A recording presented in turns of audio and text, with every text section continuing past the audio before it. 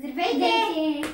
Честита баба Марта на всички! Макар че цяло утре, в днешното видео ще ви покажем как да направите 3 модела мартеници. Първо ще ви покажем ето този модел мартеница, за която ще ви бъдат необходими. После ви покажем какво ще ви бъде необходимо. Чисти копченцата. Ето другия модел е ето този. Чакай, този модел, който е, ако можете да го видите, оплетен.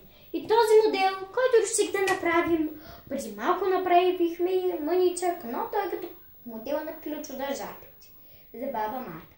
Нужни ще ви бъдат бяла и червена прежда, игла.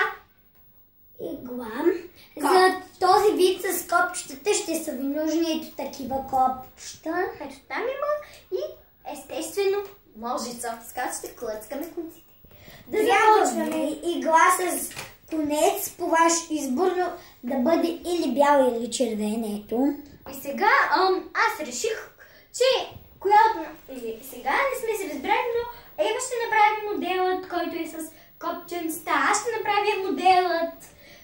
Аз ще направя от този модел, защото този с плитката изисква доста време, а пък и както аз доста ги стягам, още. Така, първо. Вижте как го оформих конеца като дома. Вкусно!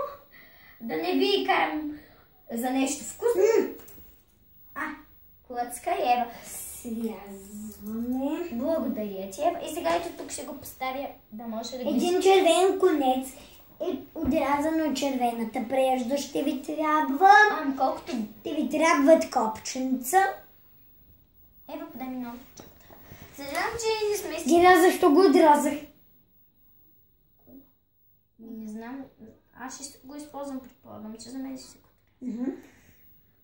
Ето така. Сега чакайте, че ще го изравним преди да завършим. Ето така вкарваме, след това в другата дупка на копчето. И го изкарваме и ето. Вижте, стана с едно копченце.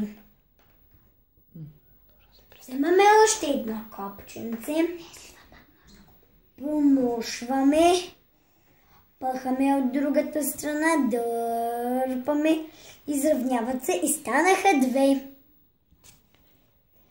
Чао! Ако ви е харесал този клип, дайте палец нагоре и се абонирайте за нас.